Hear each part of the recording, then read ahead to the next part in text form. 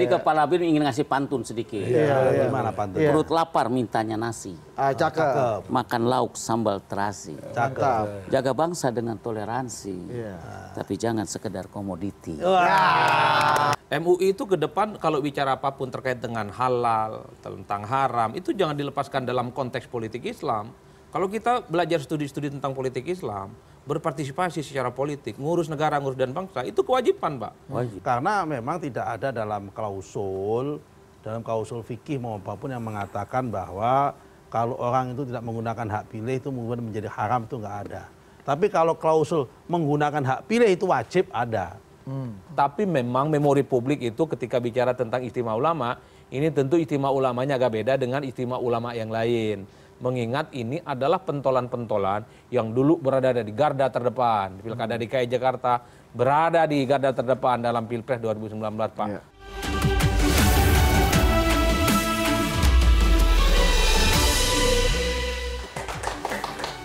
Selamat datang di negara bayangan, diorama wajah negara nyata yang ada di realita. Wapres, ngapain lihat apa Anda? Ini loh, kayak saya lihat nih di luar ini sepi gini loh Pak. Saya khawatir nanti, kan sebentar lagi kita mau pemilu. Ya. Kalau sepi kayak gini di luar nggak ada orang, rusa pun udah makin sepi rusa sekarang ini di istana kita ini. Bagus dong, lebih sepi, lebih damai kan Ya bagus. enggak, kalau pemilu sepi gini gimana? Ekonomi tidak berlihat kalau kata Kiai Nusron. Tidak konkret. Tidak konkret ekonomi. Dan nanti takutnya golput tinggi Pak Yai. Ya. Kalau golput tinggi, Pak Yai, Pak Presiden. Kan bukannya Anda yang Kiai. Kalau golput tinggi, nanti calon presiden yang kita dukung nggak menang. Nanti malah lawan kita yang menang kalau golput tinggi. Ya, memang Voters turn out. Terus kita bisa apa? Biarkan masyarakat yang menilai. Jangan, kita harus intervensi Pak Presiden. Mana Izin. bisa intervensi-intervensi? Kalau pakai aturan kan mungkin agak susah. Biarkan masyarakatnya menilai, sudah. Pak, bukan. Pak Presiden, saran saya ya, Bapak panggil aja. Siapa? Ketua MUB.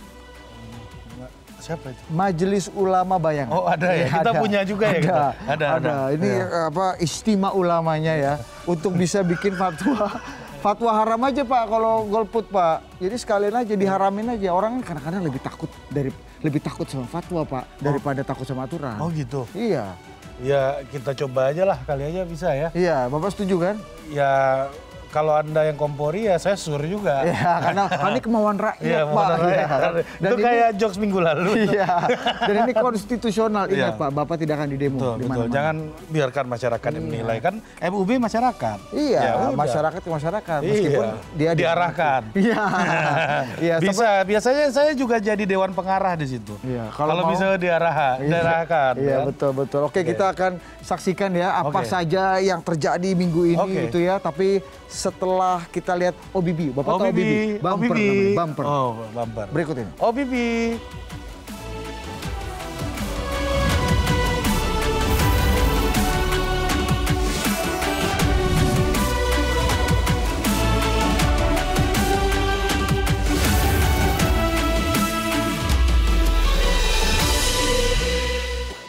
Oke, kembali lagi di Kabinet Bayangan dan kali ini kita akan melihat berita-berita. Anda lebih cocok jadi host apa yang TV dibanding terjadi dari presiden. Saya terpengaruh CNN Connected ini. Jangan dong. Bapak ini top memang, tim Adi Tama. Oke, kita langsung masuk ke situ. Oke, kita akan saksikan Pak apa saja peristiwa-peristiwa ya dari laporan intelijen kita nih. Pertama nih, dari calon presiden ini. Mas Ganjar titip pesan ke ibu-ibu, jangan suruh anak perempuan cepat nikah. Oh. Apa masalahnya apa? Ini masalahnya kan bukan ini aja Pak. Ya ini satu masalah yang kita bisa perdebatkan. Masa orang mau nikah nggak boleh? Ya kan harus dilarang-larang. Yang penting kan cukup secara aturan dan juga sudah matang kan harusnya. Tapi ada yang lebih bahaya dari ini Pak problemnya. Apa? Ini menyasar orang-orang seperti saya. Yang udah tua belum nikah ini loh Pak. Oh, maksud Anda siapa? Ya saya. Iya saya gitu. Jadi udah tua belum nikah harusnya jadi masalah. Lebih masalah daripada anak perempuan cepat nikah. Ya lebih masalah lagi Pak, kalau udah tua belum nikah sok ganteng pula kan. Next. Iya. Jangan sok gemoy tapi sok ganteng ya. Next. Oke. Nah ini dia penjelasan Pak Prabowo soal pidato ndasmu etik yang tuai sorotan. Ini masih bergulir di mana-mana nih Pak Presiden. Ini gimana Pak Presiden? Saya baru tahu juga ternyata selain ada mahkamah etik juga ada ndasmu etik. Ya harusnya ya betul kalau Iya kan? Iya. Ada apa etik lagi? Ya ada komisi etik di bola ini ada ndasmu etik ya. Ndasmu etik. Harusnya ini saya sarankan kepada Pak Prabowo nih lain kali supaya tidak menjadi kontroversial pakai bahasa-bahasa yang tidak dimengerti masyarakat dong Pak. Iya. Misalnya your head etik gitu ya, ndasmu kan. Atau kalau mau bilang matamu ya your eyes gitu kan orang minimal nggak tersinggung karena lebih dan polite. Pak Prabowo bilang juga di situ tidak perlu dibesar-besarkan. Ini udah besar ini. Udah gede Pak. Udah gede. Ya itu saran saya Pak Prabowo kan bahasa Inggrisnya bagus ya kan harusnya pakai aja istilah your head. Nah maksudnya your ndasmu. Pokoknya gitu kan. KPI-nya Pak Nusron Wahid bingung aja gitu. Nah, itu udah benar tuh Pak. Di bahasa grassroots tradisional sarungan belum tentu mengerti. Oke, next. Oke, ini masalah berikutnya Pak, nggak tahu di masalah apa bukan ya. Ini pemerintah pertahankan SKB 2 menteri soal pendirian rumah ibadah. Nah, ini juga jadi problem terutama. Apa masalahnya apa ini? Ini terutama buat saudara-saudara kita non muslim ini Pak yang katanya sampai sekarang agak sulit mendirikan rumah ibadah. Syaratnya terlalu rumit gitu. Makanya kemarin kita kemana-mana yang terdengar itu lagunya lagu gereja tua Pak dari Panbers Pak. Kenapa? Karena gereja baru susah didirikan jadi gereja tua dulu. Ya tapi gereja tua setua-tuanya gereja tua pasti pernah muda. Ya seperti. Oke, next. Ya, next kita. Ini Pak industri Presiden. ini. Ya nggak boleh kalau di tempat lain boleh lebih liar ya Pak. Di sini takut sama Mbak Titin kita kan Pak. Next. Rizik Syihab bakal dukung keputusan Ijtima Ulama soal Capres. Apakah ini berita yang menggembarkan Pak Presiden? Waduh, emang bisa nolak? Oke, kita lanjut, kita panggilkan semua narasumber kita. Oke. Ini kita akan, kok narasumber? Ini kita mau rapat kabinet. Gimana sih Anda ini? Latihan dong, saya sekali. Tadi udah rehearse 2 kali ya kan. Kita undang menteri-menteri. Karena ini masalah-masalah yang top ya kan. Karena berubah jabatan ini loh tadi. Lupa pula saya jadinya. Iya, makanya kita undang menteri agama kita dulu deh. Ada menteri yang komplain minta diubah jabatan. Menteri yang nggak pede, padahal ini pun bayangan ya kan. Oke, kita panggilkan Menteri Agama Bayangan. Kabinet Bayangan. Kabinet Bayangan. Siapa nih Pak? Seorang pengamat politik di dunia yang kita bayang-bayangi, yang sangat identik dengan sebuah pepatah India. Apa tuh? Janganlah pernah engkau sesali susu yang sudah tumpah. Padahal dia orang Ciputat ya, bukan orang India ya. Tapi dan juga beliau bukan orang Ciputat, Surabaya Timur. Apa itu? Madura. Oh Madura, mau jadi panggil Surabaya Timur. Langsung saja kita panggil Menteri Agama Bayangan. Dr. Adi Pre.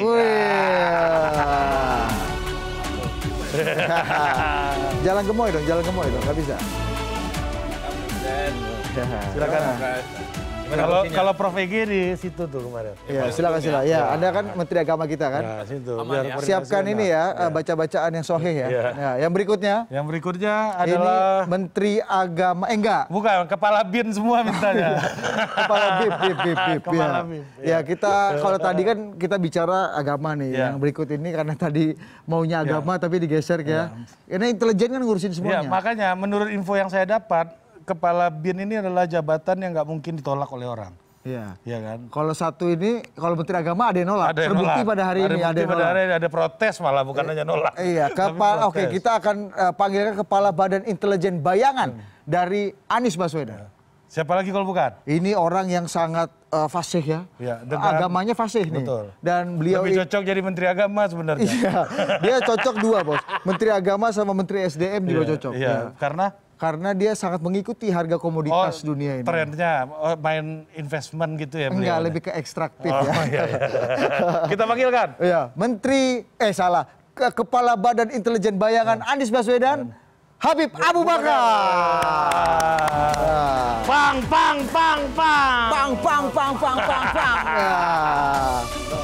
Waalaikumsalam. Iya kan. Kalau kita harus cium tangan sama Badan Intelijen ini kan. Silakan dipilih. Ya, pang Beb. Ya. Oke, berikutnya. Kepala Badan Intelijen Bayangan Prabowo Subianto. Ya, yang sangat terkenal dengan geliat-geliat Mobilisasi. bukan mobilitas politik. Oh, mobilisasi. Jangan terlalu ekspresif. Kalau mobilisasi kan bagi-bagi mobil. Beliau Iya. nggak pernah bagi mobil. Mobilitas, Iya. dia bergerak terus, mengontrol Iya. lapangan. Termasuk beliau ikut tergantung dengan harga komoditas. Nah ya? itu saya belum ngecek apa komoditasnya. Langsung saja Kepala Badan Intelijen Bayangan dari Prabowo Subianto, Kiai Nusron Wahid. Jalan gemoy dong, jalan gemoy dong. Anda nggak boleh lebih pantas dari Pak Prabowo, ya kan? Kita panggilkan Kepala Badan Intelijen Bayangan. Iya. Yang tidak perlu kita kenalkan lagi. The one and only yang pernah muda. Opung Panda. Ya. Mantap. Ini kayak kita harus nyamperin ini. Sama komando dulu. Iya. Ya, ini apa namanya Kepala Badan Intelijen Bayangan Mas Ganjar merangkap Epo Rusa KBP Bayangan juga ya. Iya. Sini Om. Iya, Opung. Silakan Pak Opung.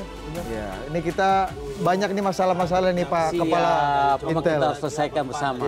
Oke, kita break dulu kalau gitu ya. Oke. Kita akan lanjutkan dengan pembahasan-pembahasan menarik di negara bayangan, termasuk kandidat-kandidat capres ini, isu-isu terkini. Tetap bersama kami di Kabinet Bayangan. Ini menjelang Pilpres 2024, khawatir muncul isu-isu yang terkait dengan politik identitas, ada istimewa ulama, kemudian ada orang yang kemudian mencoba untuk memplesetkan soal ibadah sebagai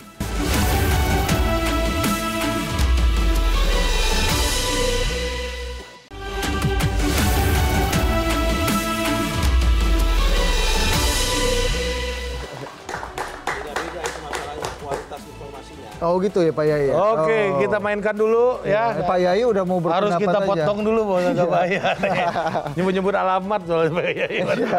Oke, kita langsung aja ke Menteri Agama. Menteri Agama, gimana nih update soal operasi ketupat dan operasi lilin ini kan? Biasanya bersamaan tuh. Nataru. Iya. Ini Nataru. ya secara prinsip dari laporan berbagai informasi yang valid A1 bahwa menjelang Natal dan Tahun Baru semuanya berjalan normal dan kondusif. Tak ada gesekan-gesekan apapun. Ini menunjukkan bahwa masyarakat Indonesia kita sudah sangat rasional, sudah sangat dewasa dan sangat menjunjung tinggi tentang pluralisme dan toleransi. Itu kabar baiknya. Kabar Cuman buruknya? memang ini menjelang Pilpres 2024 khawatir muncul isu-isu yang terkait dengan politik identitas, ada istimewa ulama, kemudian ada orang yang kemudian mencoba untuk memplesetkan soal ibadah sebagai bagian dari kepentingan politik tertentu. Ada tahiyat akhir pakai kode-kode tangan 1, 2, atau 3 pakai begini dan seterusnya. Bagi saya ini sangat potensial akan merusak suasana kebatinan kita. Jadi kalaupun toh ingin bikin lelucon, ingin bikin bercandaan, tapi jangan pernah menyentuh hal-hal yang sifatnya prinsip, yaitu yang terkait dengan agama. Karena apapun, banyak orang di negara ini rela mati demi agama. Ini yang saya kira politik ya politik, agama ya agama. Jangan pernah mencampur adukan bahwa urusan pemilu seakan-akan juga menjadi persoalan agama. Ukhrawi dan duniawi adalah dua hal yang berbeda. Ini untuk menunjukkan bahwa di 2024 menghadapi pemilu, saya berharap sebagai Menteri Agama Bayangan, orang datang ke TPS tak lagi mengunyah informasi-informasi yang terkait dengan agama. Tapi orang datang ke TPS memilih calon presiden, memilih partai sesuai dengan basis-basis argumen rasional.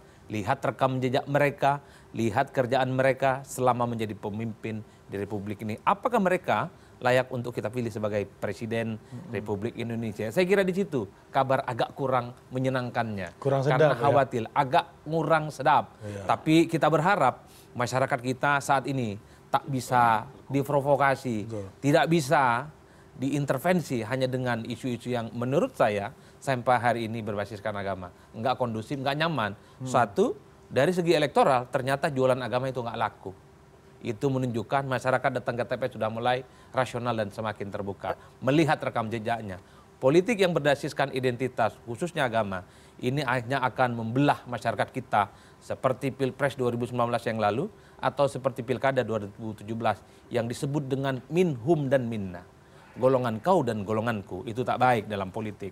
Karena dalam politik kita, hari ini kawan, besok menjadi lawan. Hari ini lawan, besok menjadi kawan. Politik saling merangkul. Jadi nggak perlu serius-serius amat bahwa seakan-akan pemilu itu seperti perang Badar dan perang Uhud. Apalagi bawa ayat kutip kanan kiri. Itu sudah tak betul, Pak. Ini negara Pancasila dan NKRI.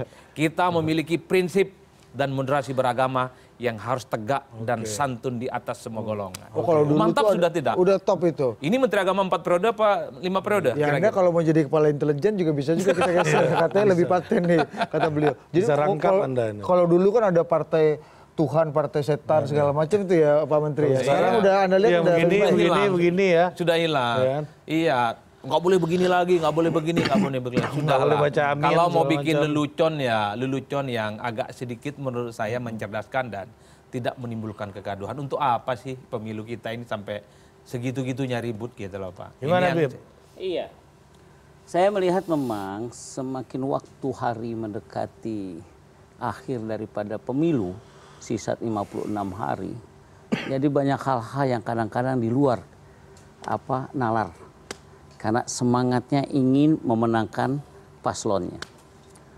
Saya melihat hal-hal yang berbau keagamaan. Amin itu bukan dirancang untuk waladhdallin amin, nggak ada.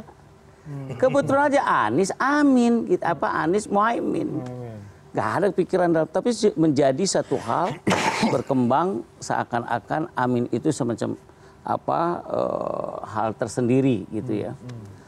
Nah, yang kedua, Kenapa dulu nggak namanya Askan itu ya? Askan itu apa? Anies Muhaimin Iskandar kan Askan bisa itu. Iya. ya itulah bedanya kecerdasan paslon.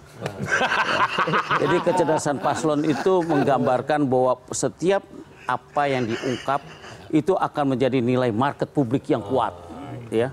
Supaya tidak bias maksudnya. Iya. Selanjutnya hal-hal yang para paslon yang merasa terganggu dengan kalimat amin atau apa, saya rasa kurangilah dengan hal-hal yang langsung berkaitan langsung dengan ibadah mahdhah.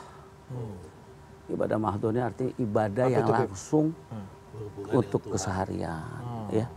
Bercandalah yang lain oke, no problem. Tapi kalau dijadikan bercandaan kepada hal-hal langsung ibadah, sensitif. Benar apa kata Menteri Agama ini, kata ada orang yang berani mati karena masalah agama. Apalagi sholat, as-sholatu imaduddin. Sholat itu tiangnya agama. Kau main-mainkan sholat, kau hancurin agama. Itu kira-kira. Ini kepala intelijen bayangan sudah mulai ngegas ini. Kita- Kayaknya bahaya-bahaya betul ini. Bukan, artinya kita kurangi hal itu. Kita kasihan masyarakat kita. Masyarakat awam kita jangan diadu dengan hal-hal seperti ini. Kalau bisa segera kita dinginkan dan segera kita dan masuk kepada Memang udah ada wilayah. gerakan di bawah nih, Bib. Bos. Untuk masalah begini, Bib. Bos presiden, kok jangan bos dong? Presiden, bintang 1. Siap. Iya. Rak. Iya. Pres. Gemoy-gemoy gini presiden. Bib. Coba dong gemoy gitu. Jadi hal-hal seperti itu, masalah agama itu tersendut hari pertama biasa saja. Hari kedua, hari ketiga, hari keempat melebar terus. Meluas. Ini bahaya.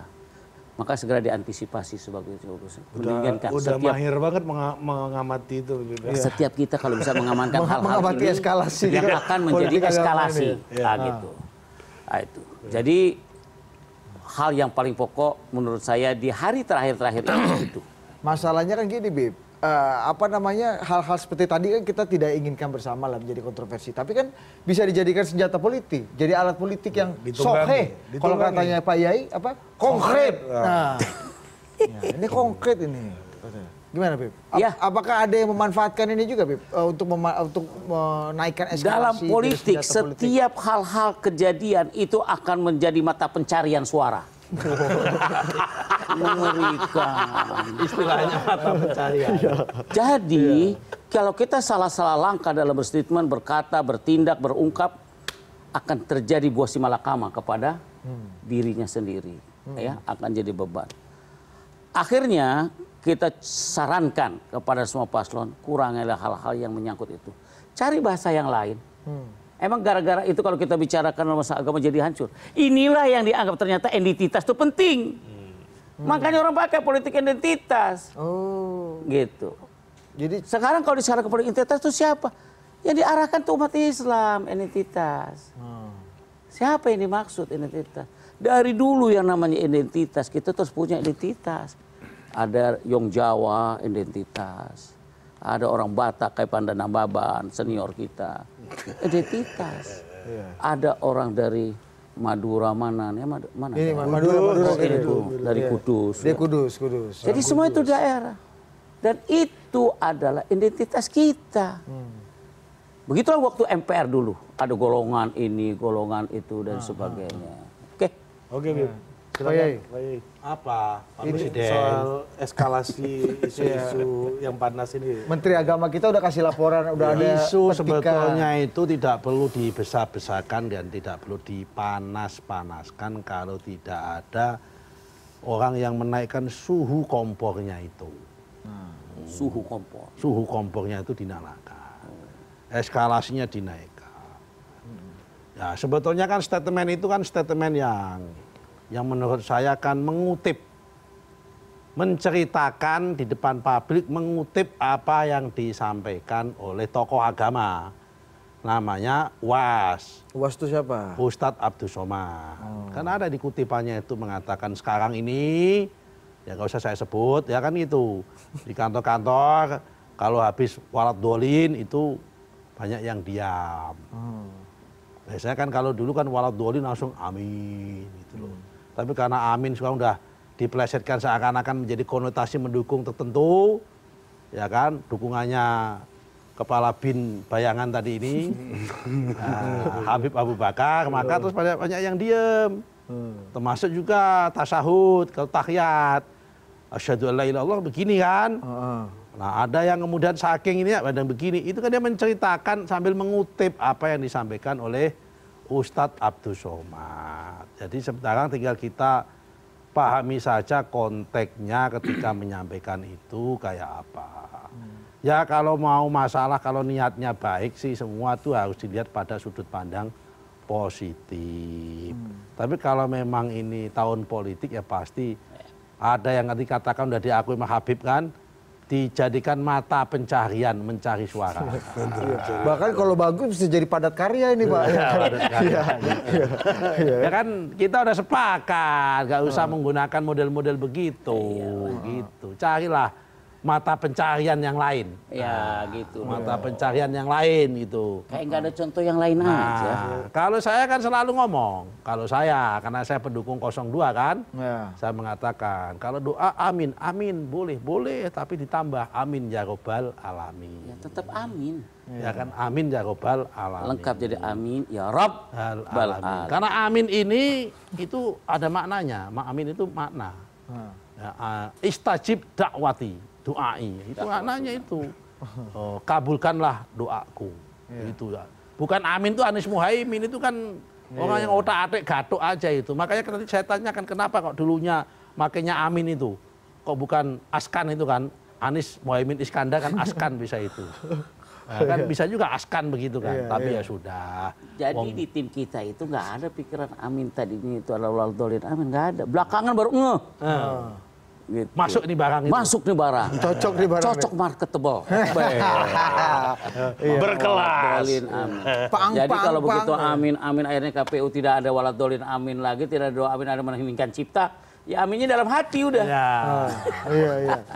Ini emang aneh-aneh kita. Tapi Anda lihat eskalasinya udah makin meningkat belum? Ya sudahlah, Pak Yai? kalau biasalah politik ini Pak Wakil Presiden, karena ini kepala kita ini kan menjadi kepala badan intelijen. Ya, gimana Anda melihat pergerakan siapa yang memantik Salah mengompor satu ini? tugas kepala badan intelijen ini itu kalau ada panas kita turuni. Kalau ada kurang panas ya kita panasin dikit. Supaya semangat. Kalau begini ya saya kirim pembelah. Kalau ini kita turunkan dulu. Namanya juga tugas kepala badan intelijen kan gitu. Iya, cocok sudah. Jadi kalau kita saling mendinginkan, saya yakin rakyat di bawah juga tenang. Segitunya juga.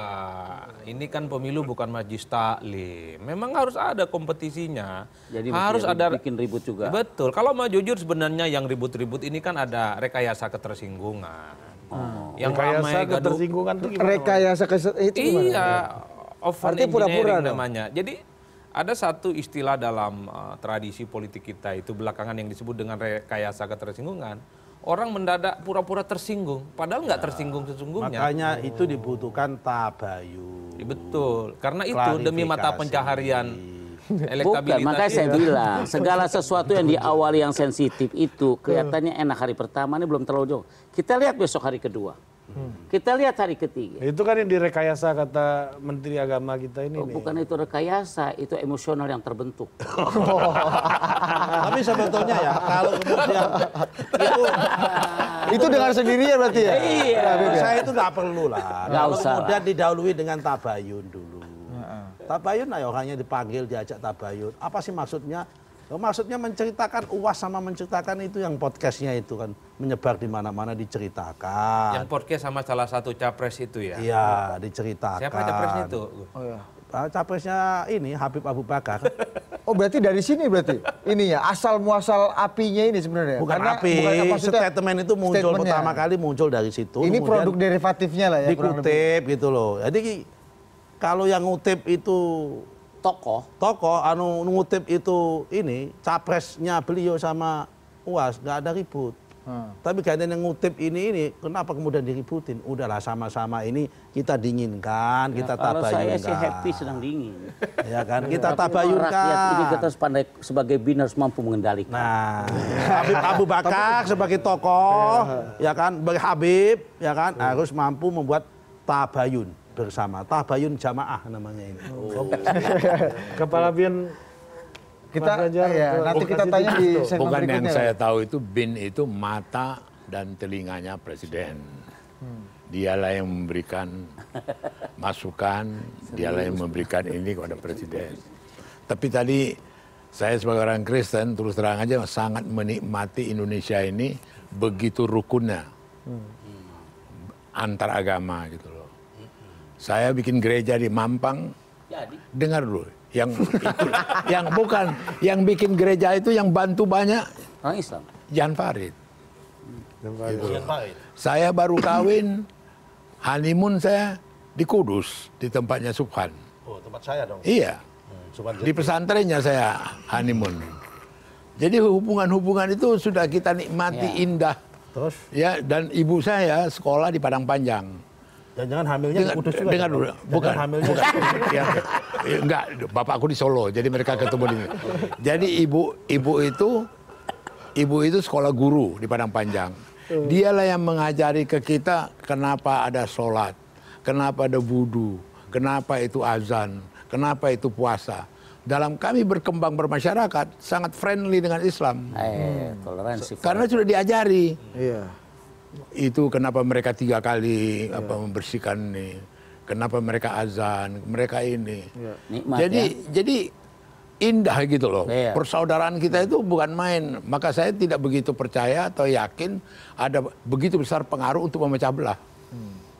Nah. Karena secara kultural dan secara budaya, secara apa itu bukan main. Ya. Melihat situasi terkini sekarang ini kepala BIN Mas Ganjar ini, Anda melihat ada ini nggak? Nggak ada, kulihat Eskalasi tiga politik, paslon ini kecenderungan politik tidak ada identitas. nyerempet-nyerempet ke situ kulihat ke soal masalah agama. Aman. Ya kalau kulihat ya tidak ada yang mau main api atau nyerempet atau apa. Beda dulu waktu zamannya gubernur siapa? Zaman bukan teman kita Anies. Oh. Ya kan tidak boleh disolatkan di masjid ini. Ya, Maya benduk itu. Pilkada Jakarta 2017. Itu kita sudah lalui itu. Pengalaman-pengalaman pahit gitu loh. Iya. Belajar pahit kita dari situ, ya kan? Bagaimana identitas segala macam. Nah, saya pikir sekarang saya tidak melihat di 3 paslon ini ada upaya untuk menggunakan itu. Iya, mungkin lihat. tidak upaya, tapi itu guyon. Cuman guyon itulah yang Iya, walaupun guyon, walaupun apa, tidak ada saya lihat sesuatu yang mengkhawatirkan. Insya Allah, akan terjadi kita berharap itu. perpecahan karena agama gitu. Gimana caranya supaya tadi eskalasi yang udah makin tinggi ini diademkan, Tabayun. diredam? Oke, Nah, kita jawab itu. break dulu, break. Ya wajib tuh harus gitu aja. Tapi nggak sampai haram dalam arti haram untuk kalau nggak nyoblos kemudian masuk neraka itu sih enggak.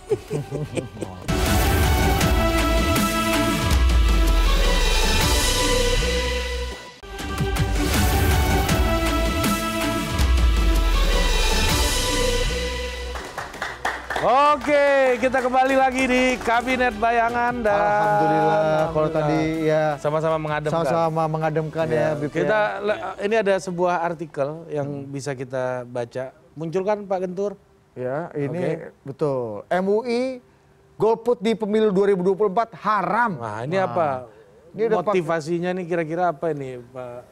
Ya motivasinya ini ya himbauan agar masyarakat untuk berpartisipasi dalam pemilu. Jangan sampai apatis. Tapi ya kalau sampai haram berlebihan lah.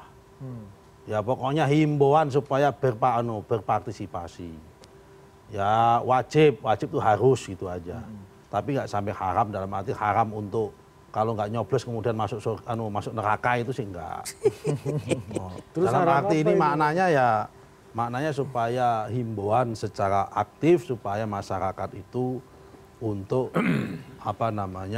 memilih dalam pemilu nanti. Sebab memilih dalam pemilu itu dalam bahasa fikihnya namanya nasbul imam. Nasbul imam itu mengangkat pemimpin. Memang nasbul imam itu menurut imam siapapun, mengangkat pemimpin mau menurut Imam Hanafi, Imam Maliki, Imam Syafi'i, Imam Hambali, hukumnya wajib. Wajib dalam arti harus dilaksanakan. Berarti kemudian kalau ditinggal itu haram masuk neraka, tidak. Tapi harus dilaksanakan. Oke. Gitu. Pung, gimana? Udah menurut selesai. Anda? Udah selesai, udah terjawab, topik lain aja. Udah cocok jadi Menteri Agama belum nih? Cocok. Kepala BIN gimana sih? Ini Kepala BIN Menteri Agama. Menteri Agama kita gimana nih? Sampai MUI ini udah mulai masuk ke urusan politik lagi nih. Ngurusin golput Ya, apa. terlampau agresif dan ini menurut saya offset lah ya. Jadi MUI itu ya bicara tentang kepentingan agama aja. Kalau orang datang ke TPS dan tidak datang ke TPS, ini kan urusan duniawi, tak perlu difatwa-fatwa haram. Haram ini kan sesuatu yang terlarang dan dalam fikih Islam juga jelas. Siapapun yang melakukan suatu hal yang haram, wah itu dosanya bisa berlipat ganda, Pak. Bahkan dalam hal-hal tertentu orang melakukan sesuatu yang haram itu bisa masuk neraka. Haram itu kan banyak macamnya. Ada haram yang disebut lidzatihi, ada liwairihi dan seterusnya. Saya nggak ngerti itu maksudnya apa ini. Top ke Menteri Agama kita top. Cocok. Sudah kita angkat aja. Kalau misalnya haram lidzatihi itu adalah memang sesuatu hal memang diharamkan hukumnya.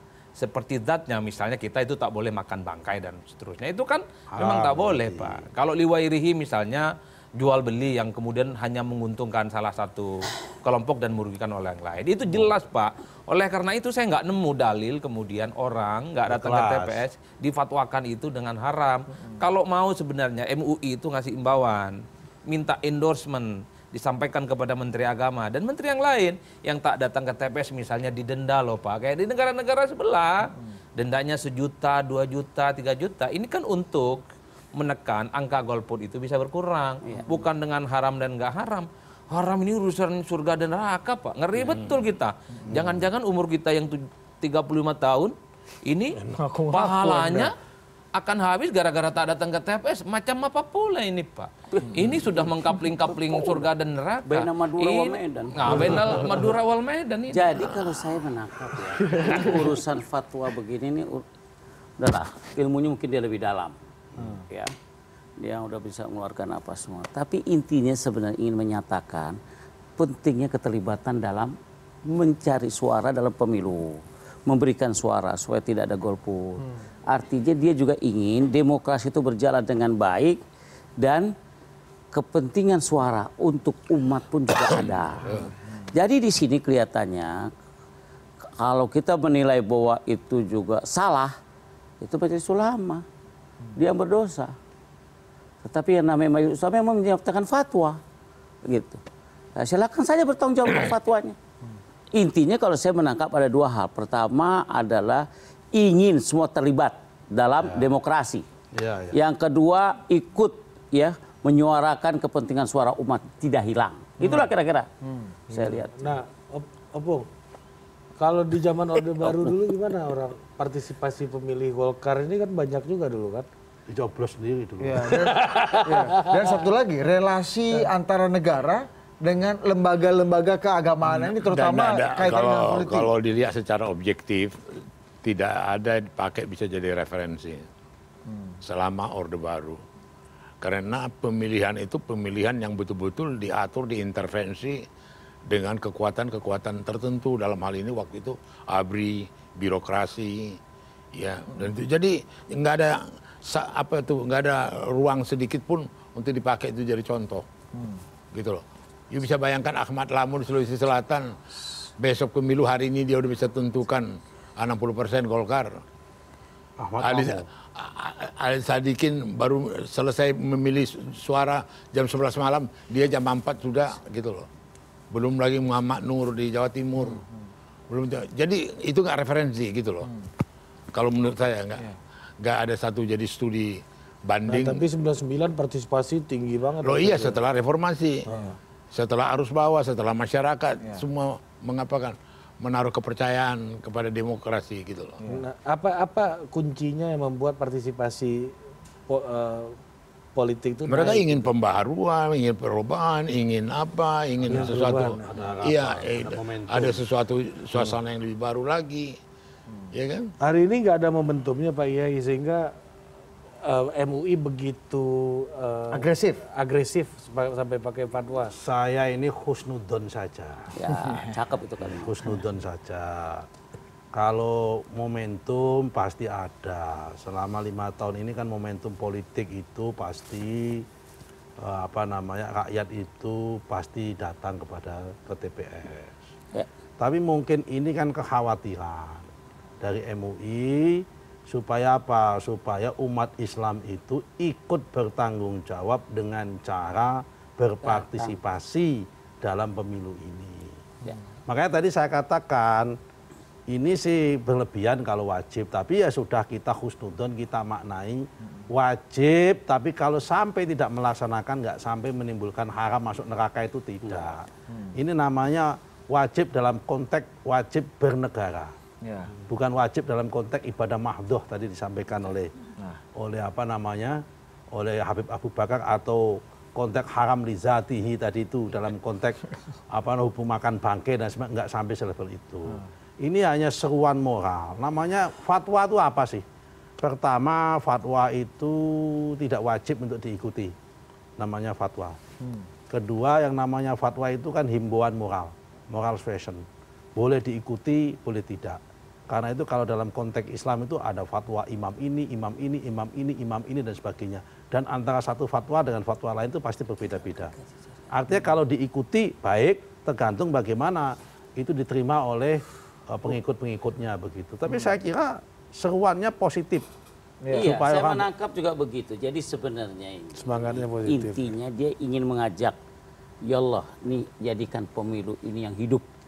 Datanglah suara, supaya suara itu lebih baik. Bukan takut partisipasi turun.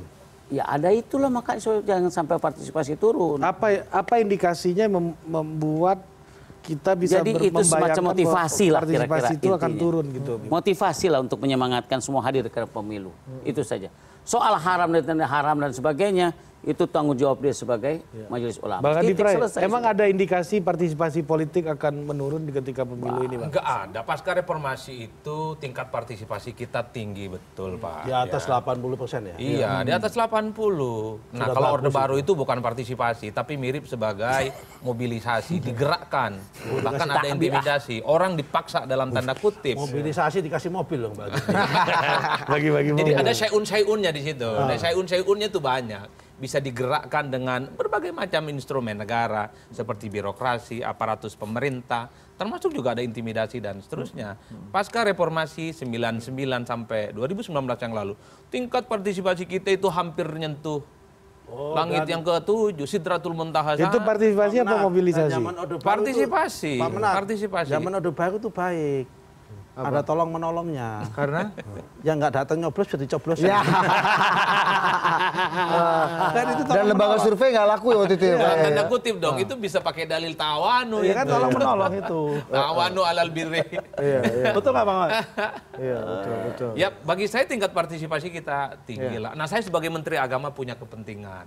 Jadi para pemuka-pemuka agama itu harus mulai menghindari idiom-idiom yang relatif agak provokatif yang beririsan dengan agama. Kita punya traumatis itu nggak sih? Trauma betul Pak. Misalnya begini nih, kalau menjelang Natal tahun baru pasti tuh kalau yang ngucapin Natal dari kalangan Islam di fatwa nih kafir lah, murtad lah, tak perlulah. Urusan surga dan neraka itu kan urusan individual saya dan Tuhan. Siapapun dengan Tuhannya. Jadi nggak perlu dihakimi. Seakan-akan dialah yang punya pintu surga. Agak berbeda sedikit ya. Jangan lembaga fatwa itu atau lembaga ulama kita nihilkan atau Anda salahkan juga tidak boleh. Itu hak dia sebagai majelis ulama. Salah benar urusan dia sama Tuhannya. Gitu. Tetapi bahwa dia adalah sebagai pengayom masyarakat, pembimbing masyarakat, ya harus mengeluarkan sesuatu. Salah, itu dia dengan Tuhannya. Begitu dong. Jadi dikasih shot 2 dulu nih Pak Guntur. Datang ke TW dianggap wajib kan repot juga. Wajib itu kalau nggak dikerjakan kan berdosa. Artinya kita punya presiden-presiden ketika membantah kepala bin, itu kepala bin bisa merekomendasikan supaya menteri agamanya diganti. Iya. Enggak 3 periode. Iya, atau kebalikan, kepala binnya yang diganti kan. Bisa, biasanya lebih kuat kepala bin. Jadi kepala bin ingin ngasih pantun sedikit. Gimana pantun? Perut lapar mintanya nasi. Cakep. Makan lauk sambal terasi. Cakep. Jaga bangsa dengan toleransi. Tapi jangan sekedar komoditi. Iya. Opung gimana tuh? Opung mau ngomong apa? Udah betul tuh. Udah betul. Jadi sebenarnya seniornya bin ini beliau. Iya. Karena dia sudah menguasai semua hal dan semuanya sama benar. Iya. Satu-satunya di antara kita yang paling dekat dengan Pak Benny Murdani kan beliau. Ya, pada zaman kita belum nyampe umur kita. Jadi ilmunya sohih. Umur kita belum nyampe. Dalam dunia perintelan ini. Kita masih SMP ngomongin Bedi. Ada lagi ya pantun lagi ada nggak? Ada. Coba Nanti. Ada biar ngeplak. Disimpan. Iya. Ya lanjut. Ya, lagi-lagi trauma-trauma itu kan akhirnya ada. Jadi orang Anda dianggap mengecilkan tadi apa kepala bin. Lembaga-lembaga fatwa itu juga boleh mengeluarkan apapun, tapi juga berhak juga diprotes oleh siapapun. Oh boleh. Jangankan itu, presiden kita komplain. Wah betul. Dan kan sering juga ini Pak Kepala Bin, bayangan tentu saja, kan banyak fatwa-fatwa MUI misalnya juga bertentangan dengan Menteri Agama dalam banyak hal. Sehingga terjadi tawuran-tawuran opini yang nggak berkesudahan dalam berbagai hal, dalam berbagai kadang-kadang aspek. Menteri Agama ini juga yang bertentangan dengan Majelis Ulama juga ada juga. Betul, bahkan kalau mau jujur MUI itu kan seringkali mengambil alih kerja-kerja ya dan peran-peran dari Menteri Agama terlampau mendahului kerja dari Menteri Agama. Makanya kayak gini nih, Menteri Agama belum ngomong apa-apa, MUI sudah ngomong ada fatwa haram. Wah. Jadi Anda merasa didahului nih ya? Merasa didahului. Kalau saya melihat tidak begitu. Emang itu amanah tugas dia. Kalau nggak itu nggak ada kerja, udah dapat anggaran, udah nggak ada jalan bagaimana. Oh, jadi karena kerjanya apa? Jadi supaya penyerapan anggaran ini ya, Pip? Bukan, ada sebab itu mas'uliyah. Oh, apa itu? Tanggung susah. jawab. Tanggung jawab. Jadi al-amanah amanah. Dia harus pegang amanah itu. Ketika dia amanah di periode sekarang MUI itu, dia harus mengeluarkan fatwa-fatwa. Fatwa-fatwa itu yang dikeluarkan benar atau salah, urusannya dengan Tuhannya. Pada zaman dan masanya. Bahwa fatwa itu dikomplain, ada yang cocok nggak cocok, itu biasa. Tapi Pak Menteri Agama, biasanya fatwa-fatwa seperti ini atau yang apa hasil-hasil kajian dari lembaga keagamaan ini yang ada di masyarakat ini, biasanya punya dampak politik ya sih atau bisa memicu dampak politik Pak, apalagi jelang pemilu semacam ini. Bagi saya sebetulnya MUI itu ke depan kalau bicara apapun terkait dengan halal, tentang haram, itu jangan dilepaskan dalam konteks politik Islam. Kalau kita belajar studi-studi tentang politik Islam, berpartisipasi secara politik, ngurus negara, ngurus dan bangsa, itu kewajiban Pak. Itu kewajiban khalifah fil ars. Kita sebagai manusia punya kewajiban supaya untuk menciptakan masyarakat dan negara yang mantap dan adil Pak. Termasuk untuk mencegah sesuatu yang buruk, itu adalah kewajiban. Dan bagi orang yang berdiam diri untuk melihat ketidakadilan, itu juga bagian dari suatu hal yang haram. Qulil haqqu walau kana murran. Cocok. Itu yang mestinya diletakkan Rasanya dalam Menteri konteks Agama yang layak politik beliau Islam. sebenarnya daripada yang ada sekarang. Ini jangan offside, kepala bin jangan offside. Ya, rekomendasi hanya dikasihkan ke di belakang layar aja. Dari cara penyampaian, tutur katanya, jadi tutur katanya, pilihan diksi, pilihan ayat. Jadi saya setuju Anda, saya sebagai apa tadi saya? Kepala bin. Kepala bin. Saya ganti yang ada untuk Anda masuk. Anda kasih rekomnya ke sini aja, ya kan? gitu. Diam-diam aja. Oh, diam-diam Nanti saja. kita Jadi konteksnya reshuffle. jangan terputus. Jadi dalam politik Islam itu menegakkan kebaikan, keadilan dan seterusnya itu bagian dari kewajiban. Harusnya bagus dong. Ini kan bagian dari berkontribusi untuk menegakkan sesuatu pada negara, berkontribusi pada Betul, tapi kan sebetulnya dilepaskan dalam konteksnya. Sebetulnya fatwanya bagus. Fatwanya mendukung kepemiluan itu berjalan baik. Menyerukan orang untuk menggunakan hak pilihnya, itu bagus. Cuma memang pilihan diksi haramnya itu menjadi sedikit kontroversi. Diksi fatwa ya begitu, kalau nggak halal haram. Ya kalau niat baik aja udah cukup. Ya kan harusnya kan dianjurkan, kan bisa juga. Iya. Dianjurkan. Cuma kalau dianjurkan belum tentu didengar nih Pak. Oh, Yai, nggak bisa ya kan? juga. Kalau agama udah mengatakan nasbul imami wajibun. Menggunakan hak itu wajib. Itu mendingan hak itu wajib lebih bagus. Jangan sampai tidak menggunakan hak itu haram. Karena memang tidak ada dalam klausul fikih maupun yang mengatakan bahwa kalau orang itu tidak menggunakan hak pilih itu kemudian menjadi haram, itu nggak ada. Tapi kalau klausul menggunakan hak pilih itu wajib, ada. Klausulnya begitu. Karena memang apa? Islam itu memandang, saya juga nggak setuju sama Pak Menteri Agama yang mengatakan bahwa kemudian agama dipisahkan dari politik, saya nggak setuju. Dalam Islam itu memandang bahwa politik itu penting. Karena politik itu dalam konteks agama, kata Imam Al-Mawardi ini ya kan, itu tujuannya dua. Yang pertama, politik itu tujuannya lihirosatiddin, untuk menjaga keberlangsungan tata kehidupan agama. Menjaga wasiyasatid dunya, dan mengelola tata kelola dunia. Itu politik. Nampaknya banyak menteri agama di sini. Iya kan? Persaingan menteri agama ini agak ketat ya. Iya. Bagaimana Habib? Benar nggak Pak Habib? Cocok. Iya. Cocok kita Habib? Iya. Jadi kepala BIN? Cocok. Sering-seringlah cuci tangan. Cakep. Cakep. Cakep. Cakep. Jangan hanya sebelum makan. Cakep. Teriak Junjung toleransi dalam keberagaman. Cakep. Cakep. Politik identitas jangan kau mainkan.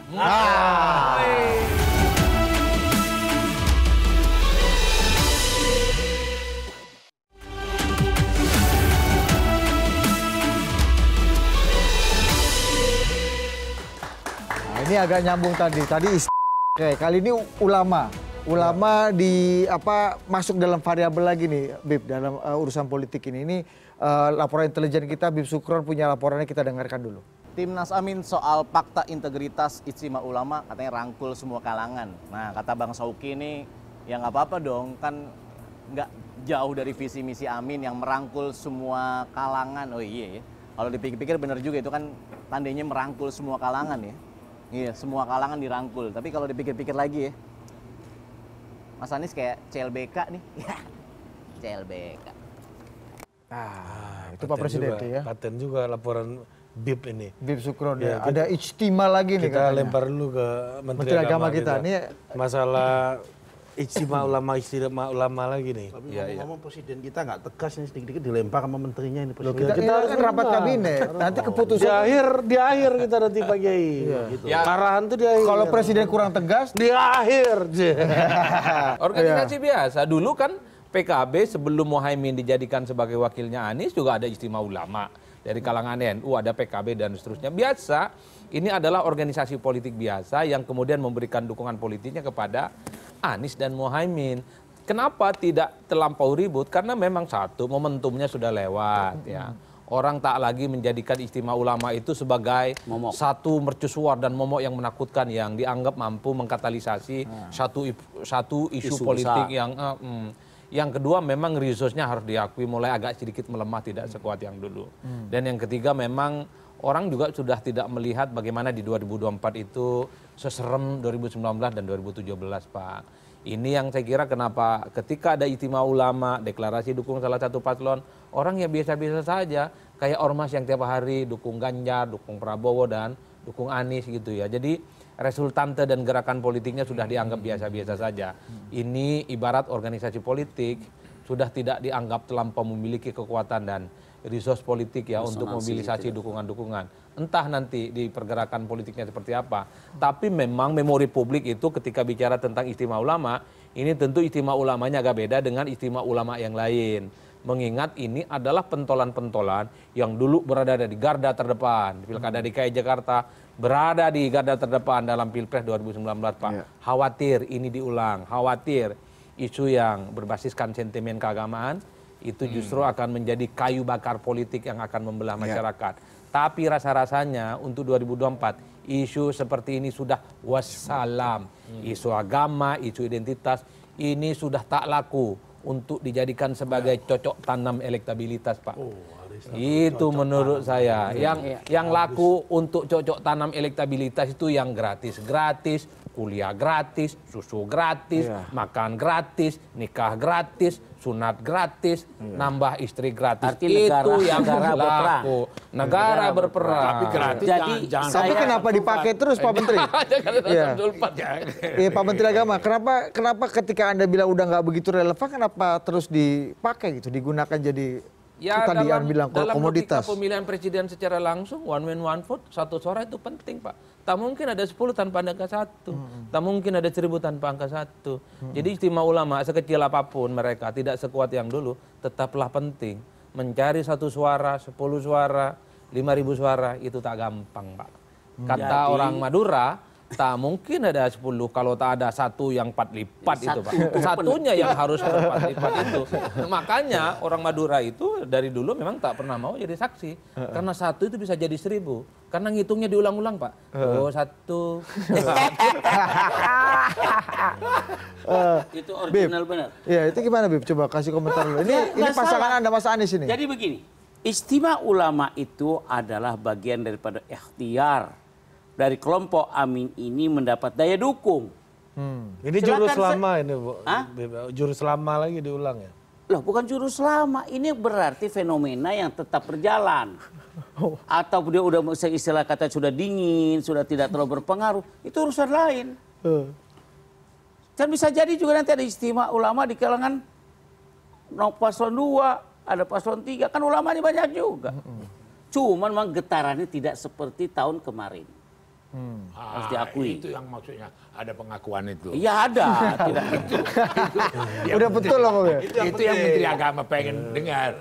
Tapi buat para ulama seluruh Indonesia, pengaruh sebuah pertemuan itu ada sanatnya. Ya pastilah. Nah itulah makanya nggak bisa dianggap enteng. Iya. Jadi istimewa itu nggak bisa dianggap enteng. Coba misalkan ditolak, misalkan kan lain lagi kisahnya. Nanti paslon 1 mau bikin juga.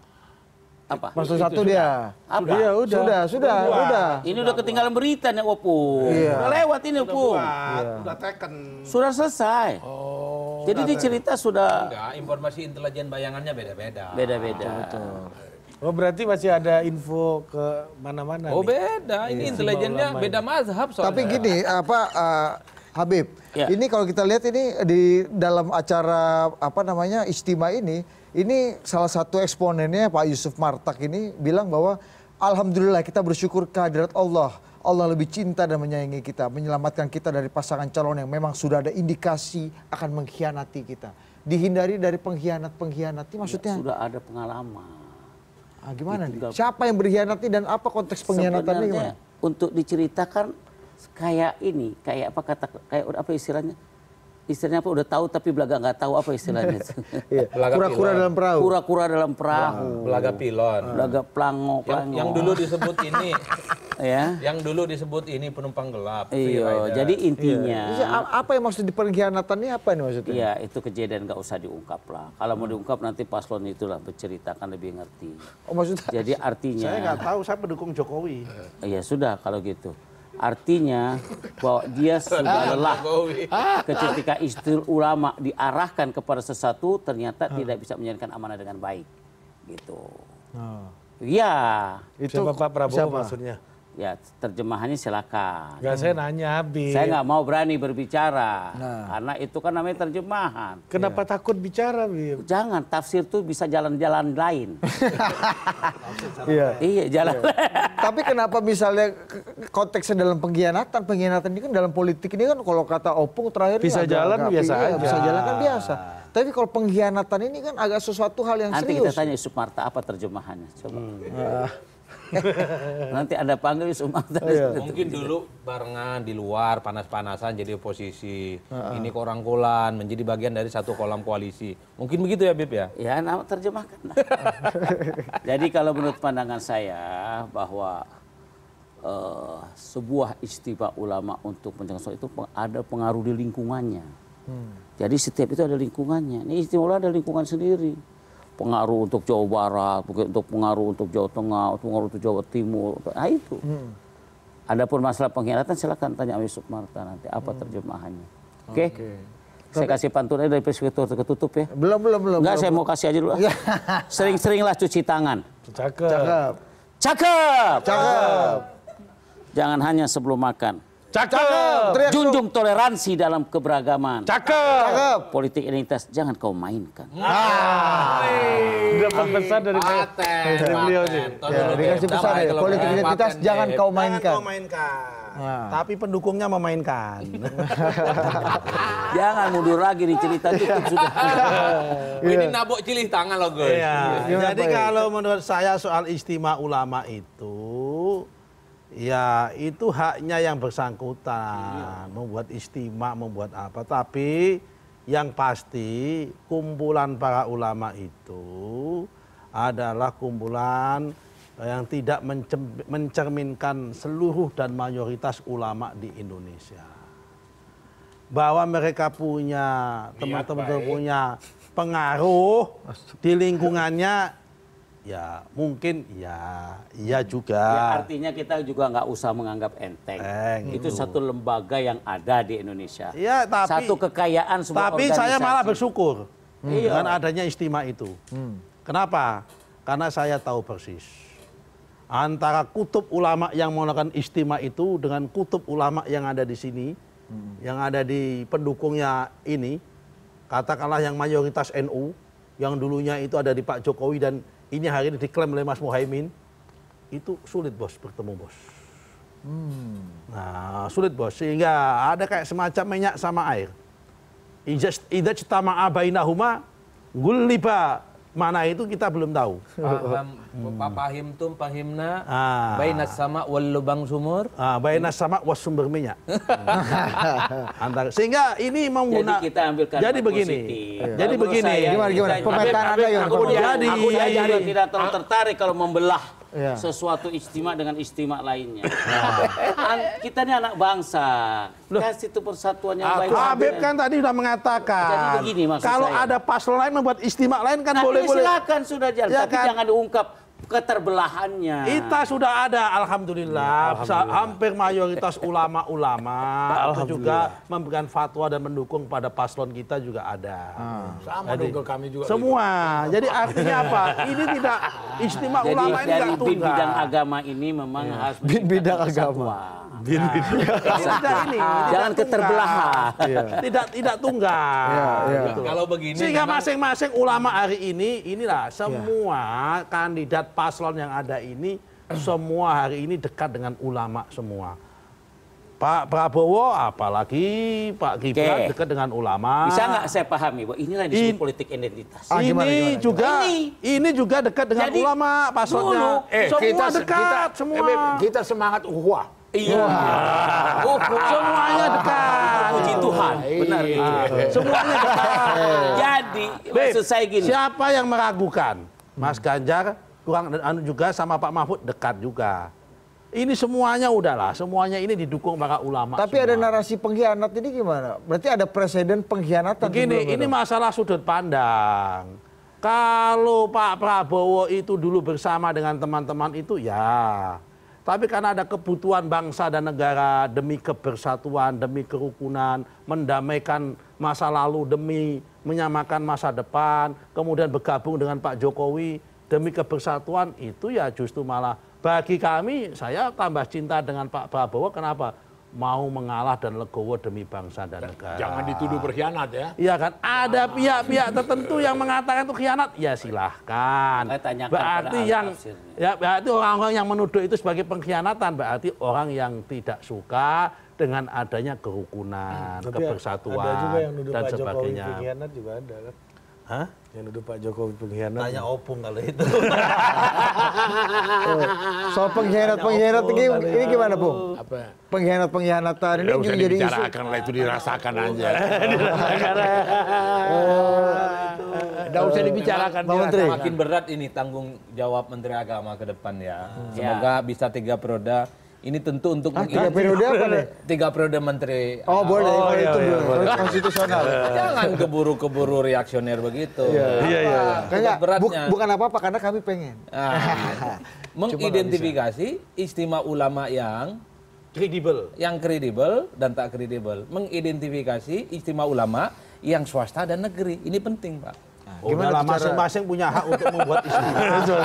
Masing-masing punya hak dengan istimewa, masing-masing punya pengaruhnya masing-masing. Betul, Bib? Betul. Nah, pantun, Bib? Cukup. Cukup. Jadi kalau menurut saya ya, kelebihan-kelebihan dilakukan oleh orang-orang baik dan sesudahlah jalankan baik-baik. Nggak usah dikomplain. Apa? Justru itu dia masih memikirkan untuk cari orang yang baik menurut mereka. Anda mau bikin-bikin aja lagi sana, mau bikin-bikin gitu. Oh iya. Itu cukup sudah. Kelihatannya hari ini kita perlu ada penyelesaian. Iya. Karena Tapi kalau tadi bilang air minyak segala macam karena secara kontekstual gitu ya, apa nama warna politik. Gak usah dibahas, yang paham saya itu. Secara warna politik Anda setuju Yang atau paham tidak? saya itu. Setuju. Ini kan Gimana banyak konteks ragam istimewa lapangannya ulama. gimana? Saya yang paham saya itu. Sebelum Pilpres banyak sekali istimewa ulama. Yang Itu, dukung Beb. Ganjar Ya, di mana-mana begitu. Yang dukung Prabowo juga muncul istimewa ulama. Yang dukung Anies belakangan istimewa ulama. Cuman kalau yang istimewa ulama begini, ini khas Anies Baswedan, CLBK. Cinta lama bersemi kembali. ya terlepas apapun kita Terlepas ucapkan apapun selamat yang lah dia terjadi sudah di kemudian melakukan. hari. Artinya apa? Istimewa ulama itu ada di semua paslon. Istimewa ulama itu di semua jagoan-jagoan Pilpres itu ada, Pak. Jadi tak boleh ada satupun paslon yang mengklaim paling istimewa ulama. Tinggal umat nanti memilih mana ulama yang biasa sejuk sampai yang tidak sejuk. Gitu aja. Kayak Ganjar ya, sejuk gitu. Jadi ternyata memang setiap pemilu ujungnya itu politik identitas Jokowi menjadi udah perhatian. liwat matanya. Bohong aja gitu ngomong identitas. Makanya Jokowi jadi jangan mainan. ulang udah liwat dia. Benar. Opung kan temannya Pak Jokowi, harusnya tanya aja kan sama Pak Jokowi. Apa ya? Opung udah tanya Pak Jokowi belum? Yang Sebagai friend udah dekat. belakangan ini udah gak nyambung lagi sama dia.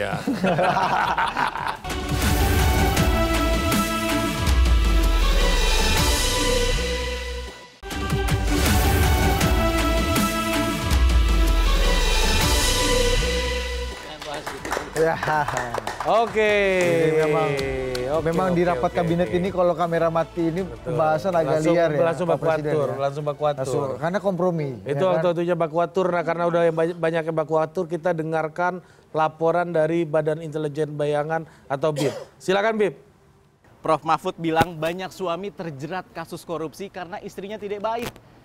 Karena istrinya tidak baik, bahaya juga ini ya. Ya emang sih ya, kita sebagai suami ini merasa terwakili sama omongannya Prof Mahfud, iya kan? Nah namanya suami kan pengennya nyenangin istri, iya nggak? Prof Mahfud pasti gitu, sayang sama istrinya. Terbukti tuh, dana awal kampanye Ganjar Mahfud cuma 3M. Itu kan pasti karena Prof Mahfud sayang istri, iya nggak? Coba kalau nggak sayang, dana awal kampanyenya pasti bisa lebih 10M tuh. Dari sini kita paham ya, kenapa ada calon lain ya, yang kampanye dana awalnya itu sampai 30M. Kenapa ya? Itu kata Prof Mahfud tadi beritanya. Udah itu aja, aneh mau pergi dulu nih. Salam Bib Sukron, salam buat Presiden dan Wakil Presiden Bayangan di Istana Negara Bayangan. Oke. Ya, kita ini salah satu yang problemnya. Tunggu dulu Bapak Ibu. Ya Oke, kan, kita Bapak-bapak. bacakan. Ini Mahfud, banyak suami terjerat korupsi karena istri tidak baik. Nah, ini juga isu-isu rumah tangga internal dan soal identitas juga nih kan. Ini bahaya nih. Iya, gimana Pak Pak Yai gimana? Saya? Iya, ini komentar. Ya ini korupsi itu... karena ajakan istri ya, katanya, korupsi istri minta. itu pertama tindakan tidak baik. Penyebabnya banyak. Ya kan, bukan karena semata-mata istri yang tidak baik juga enggak juga. Ada yang istrinya tidak baik, orang yang tidak korupsi juga banyak. Ya kan? Jadi ini apa yang kedua, istri yang tidak baik itu juga pekerjaan yang tidak baik juga. Jadi korupsi juga perbuatan yang tidak baik, istri yang tidak baik juga itu perbuatan yang tidak baik. Tapi saya belum menemukan apakah ada korelasi positif antara tindakan korupsi seseorang itu dengan istri yang tidak baik. Karena menurut saya banyak juga orang yang istrinya tidak baik pun banyak yang tidak korupsi.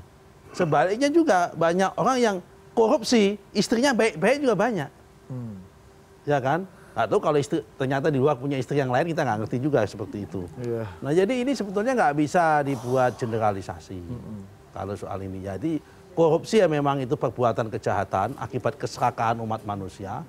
Perbuatan istri yang tidak baik itu juga perbuatan umat manusia yang itu juga tidak baik juga, sehingga perlu memang namanya istri juga harus equal standing, harus patuh, menghormati, melayani, juga sekaligus menjadi teman yang baik, teman sparring hidup yang baik, teman diskusi yang baik bagi para suami juga.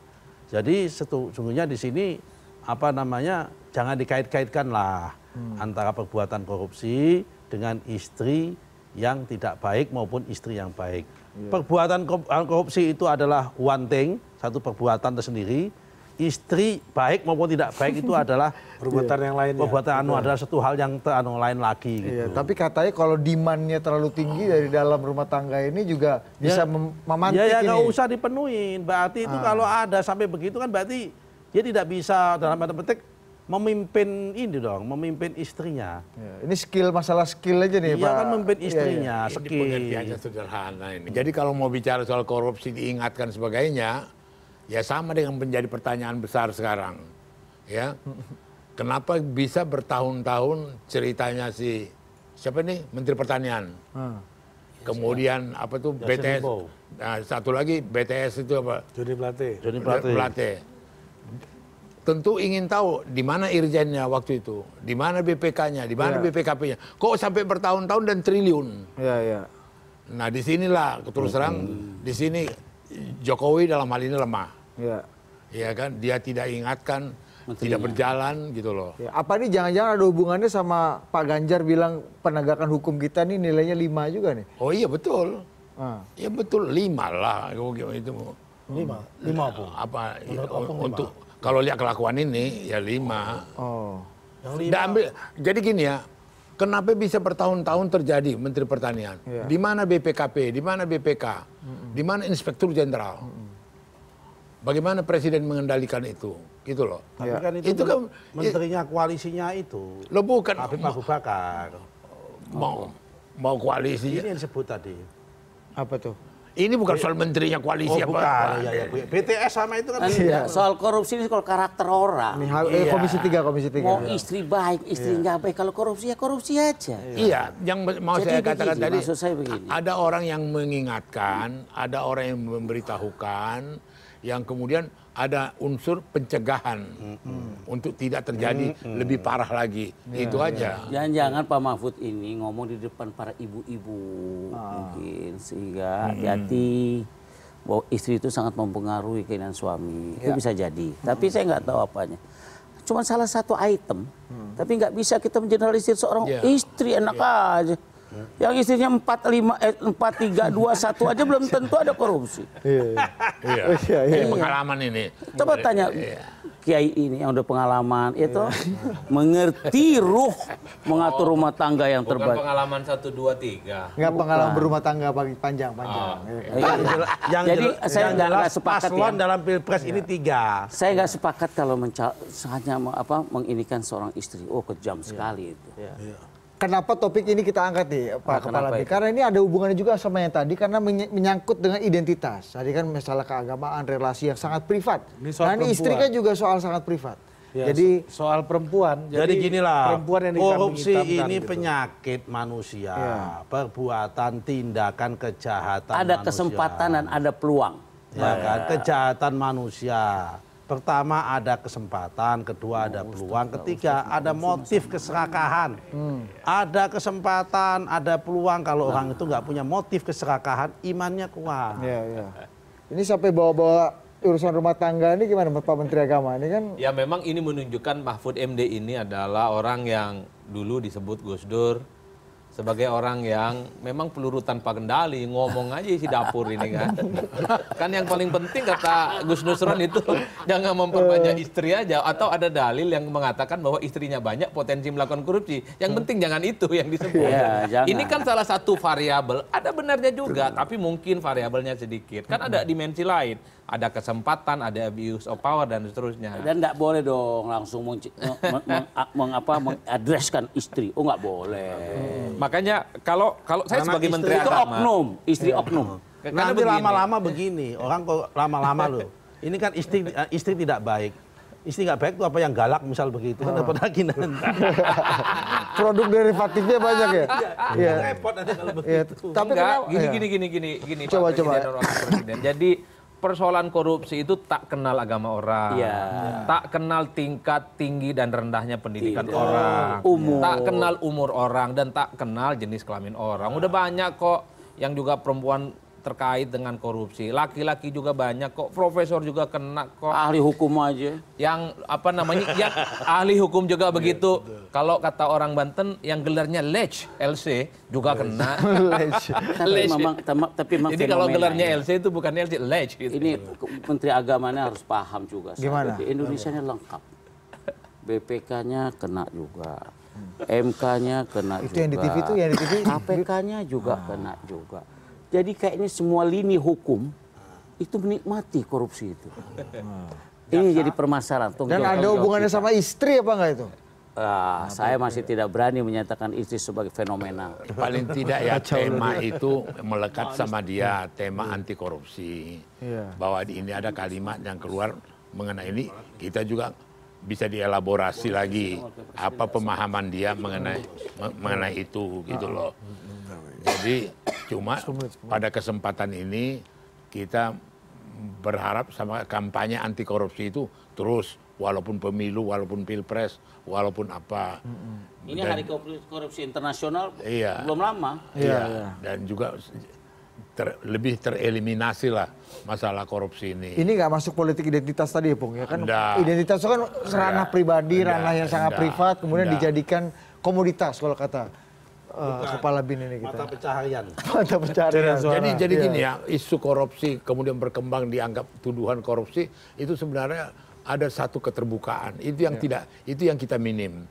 Sama itu seperti misalnya mengenai food estate, ya kan? Terkesan kan seperti ada korupsi, ada manipulasi di situ. Sebenarnya mesti dijelaskan terbuka. Food estate 1,6 miliar triliun. Kemudian ini begini, dijelasin, gitu loh. Ini kan tidak ada memberikan penjelasan. Lo sama dengan ijazahnya Jokowi yang sampai sidang segala macam. Apa sih sulitnya panggil supirnya? Ini ijazah aku kasih.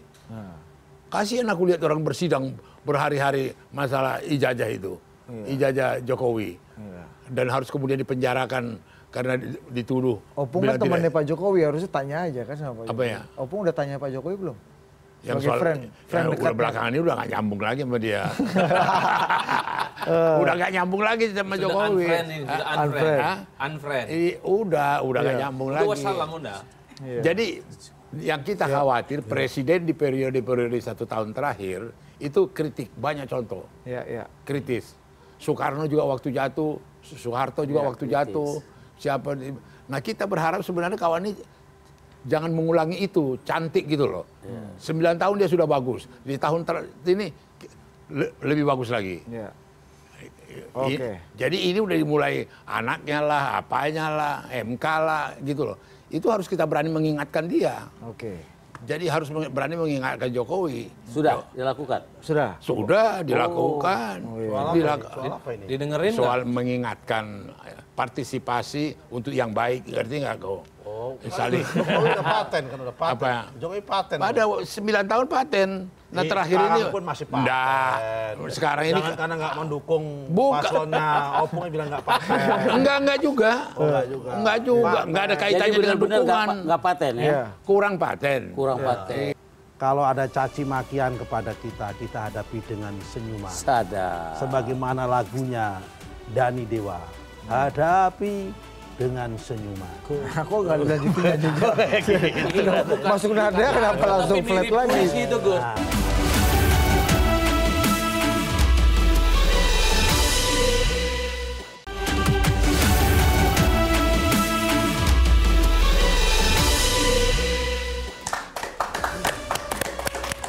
Oke, kita langsung penutupan, disapu bersih semuanya. Kita mulai dari Menteri Agama kita. Menteri Agama, politik identitas, mengenai warna politik keagamaan, bagaimana relasi ini memanfaatkan isu-isu keagamaan ini untuk tadi dapat apa? Mencairkan apa? Mata pencaharian. Mata pencaharian. Ya, secara prinsip saya Menteri Agama punya tanggung jawab penting ya, bahwa maknai politik itu biasa-biasa saja. Jangan sampai memecah belah, kemudian menimbulkan fitnah dan saling musuhan sama yang lain. Karena kan tradisi politik di Indonesia itu adalah tradisi politik saling rangkulan. Pasca reformasi ketika presiden dipilih langsung sejak 2004 sampai 2019 yang lalu, ada kecenderungan yang kalah itu dirangkul oleh mereka yang menang. Lalu untuk apa? Kelahi-kelahi identitas, kelahi-kelahi agama, pakai ayat-ayat dan seterusnya yang justru itu membelah suasana hati kita. Jualanlah yang rasional, yang gratis-gratis tadi. Susu gratis, makan gratis, nikah gratis, sunatan gratis. Itu cocok untuk negara dan bangsa kita. Dan yang paling penting, siapapun yang jadi presiden, persoalan utama kebangsaan kita itu adalah tentang kemiskinan, tentang ketidakadilan, dan akses terhadap dunia kerja. Itu aja Pak yang dipikirkan. Soal agama, soal etnis itu urusan individu dan Tuhan yang Maha Kuasa. Tak ada urusannya dengan yang lain Pak. Inilah saya berharap siapapun nanti yang jadi presiden, saya tetap dipilih sebagai Menteri Agama yang ketiga kalinya. Amin ya robbal alamin. Tapi Pak Menteri Agama gimana caranya menahan supaya isu ini tuh nggak dipakai lagi? Supaya elit statement jangan dibantah. enggak, ini harus ada follow up question 1 kan ya. Udah nggak ini Pak, apa namanya Senior isu yang berbasis agama bagi saya kalau memang diniatkan untuk kepentingan politik elektoral udah nggak laku Pak. Karena ini akan semakin memperkeras minhum dan minna. Air dan minyak itu akan semakin muncul. Orang-orang seperti yang ditampilkan tadi itu ya, soal istimewa ulama yang rekam jejaknya ada di Pilkada DKI, Pilpres 2019 yang lalu, ini akan memunculkan sentimen ulama-ulama di tempat yang lain yang berbeda secara diametral. Oleh karena itu, kalau untuk kepentingan politik elektoral sih oke, tapi memang sangat potensial akan begitu banyak tandingan istimewa ulama yang lain yang memiliki preferensi dan tujuan politik yang berbeda-beda saja. Itu saja sih Pak. Oke. Silakan satu dulu. Ya. Pantun Fakta lagi. dan kenyataan Pantun nggak itu ada pantun. adalah bahwa itu ada di masyarakat kita. Kita nggak bisa pungkiri. Namanya rakyat dalam demokrasi dengan caranya sendiri. Kita nggak bisa menterbelahkan dia dan boleh atau tidak. Ada istimewa dengan sejarah rekam jejak yang bagaimanapun, itu pun juga ada satu potensi kelebihannya. Sudah, biar saja. Ya. Tetapi bagaimana selanjutnya kita sadar bahwa setiap di ujung pemilu politik identitas gak pernah hilang. Maka jangan jadi mainan. Pantun nggak ada? Cukup sudah. Oh cukup, ya udah. Silakan Opung. Dua dulu kan. Saya kira Pak Kiai mau di belakang sebagai penutup kan. Ya, Tuturi Handayani ya. Kita ikuti Pilpres tahun 2024 ini dengan gembira, berjoget ria. Bergembira kok joget. Ya bergembira sambil berjoget ria. Oh. Dengan riang gembira, dengan enjoy kita nikmati. Dengan adu gagasan, adu program bersama-sama. Ya. Gagasan kita sampaikan dengan senyuman. Kalau ada caci makian kepada kita, kita hadapi dengan senyuman. Sadar. Sebagaimana lagunya Dani Dewa. Hadapi dengan senyuman. Aku nggak dilanjutin juga. Masuk nada kenapa langsung flat lagi? Itu Gus. Hadapi dengan senyuman. Karena orang Madura harus di double Pak. Karena itu yuk kita jaga bersama-sama. Ya kan, kita jaga kondusivitas, persatuan, kerukunan, dan kesatuan bangsa Indonesia. Semua pemilu ini untuk Indonesia. Insya Allah kalau paslon kami Pak Prabowo menjadi presiden, Mas Gibran jadi wakil presiden, semua kita rangkul. Opung Panda kita rangkul, Habib Abu Bakar kita rangkul bersama-sama. Menteri Agama enggak? Menteri Agama kita rangkul. Bismillah. Itu aja. Terima kasih Habibku. Tapi gitu, Beb. Cocok Beb? Cocok. Tapi katanya capres Mas Anies di debat kemarin Pak Prabowo nggak tahan jadi oposisi kan? Gimana? Kata siapa? Mas Anies kemarin. Iya, itu kan tadi udah saya katakan. Panggilan sejarah ya kan demi menjaga kebersatuan dan kesatuan ya kan bangsa Indonesia. Bos, hari ini bos. Wapres. Prabowo, ya Pak Wapres sama Jokowi sudah menyatu, bos. Ya kan? Udah nggak ada lagi itu bos, cebong sama kampret hilang, cat hilang. Yang masih nggak mau itu sebetulnya, yang masih suka mencaci maki apa sebagainya itu, kalau dari sisi cebong, sebetulnya itu dulu bukan pendukung Jokowi, tapi orang yang membenci Prabowo tapi numpang di Jokowi. Sebaliknya sisi kampret, serang terus Jokowi. Sebetulnya dulu ini bukan pendukung Prabowo, tapi dia adalah pembenci Jokowi yang numpang pada Prabowo. Karena sesungguhnya Pak Prabowo dan Pak Jokowi tidak suka mencaci maki dan membenci orang. Sukanya persatuan dan kebersatuan. Cakep. Tapi Gibran tuh dukung Ganjar emang dipaksa itu. Tanya Opung. Udah ini udah mau. Jadi terakhir Opung. Pemilu Polri, ini kenapa? pemilu ini adalah pendidikan politik dan rakyat dibikin semakin cerdas. Dan kita juga percaya betul-betul dilakukan dengan jurdil, jujur, adil, ya. Jadi untuk bangsa ini bukan main peristiwa ini. Mereka memilih dengan nurani mereka, tidak dengan paksaan. Mereka memilih bukan karena intimidasi atau ancaman. Mereka memilih betul-betul karena hak-hak kemerdekaan mereka berpolitik. Ini peristiwa yang paling indah, gitu loh. Jadi dalam hal ini, apapun ceritanya, Jokowi sudah selesai. Jadi jangan dibawa-bawa lagi Jokowi dalam permainan ini. Karena dia berakhir sudah tahun depan. Lo dengar dulu, tahun depan dia sudah berakhir, gitu loh. Dan kita berharap presiden-presiden yang berakhir itu biasanya meninggalkan kesan-kesan yang buruk. Kita mengharapkan Jokowi jangan meninggalkan kesan yang buruk. Jadi jangan seperti presiden-presiden sebelumnya yang meninggalkan kesan yang buruk sebelum dia ini. Itu harapan kita. Sekarang udah paten, Bung. Apa? Sekarang udah paten. Masih kita lihat lagi. Jadi kembali lagi ke tadi, seperti yang dikatakan oleh teman-teman, bagaimana pemilu ini menjadi satu pendidikan politik, bagaimana pemilu ini membuat bangsa ini makin cerdas, makin pintar, dan tahu memilih siapa yang mau dipilih dari 3 paslon ini. Jadi tidak ada cerita 1 putaran, 2 putaran. Ya, ini udah kalau dari kita 1 putaran gitu loh. Yang jelas ya Ganjar. Oke, Opung, udah jelas itu. Oke, terima kasih. Kayaknya kalau saya lihat sebelum ditutup, kayaknya semua pada kampanye paslon masing-masing. Oh iya, Belum. Silakan. Silakan Anda menikmati. Jadi saya yakin dan percaya bahwa memang generasi muda kita ini, amin, yang benar-benar smart, cerdas, akan menang insya Allah 1 putaran. 1 putaran juga. Ya. Iya. Ya, kita doakan saja. Cukup, nggak usah dibantah. Oke.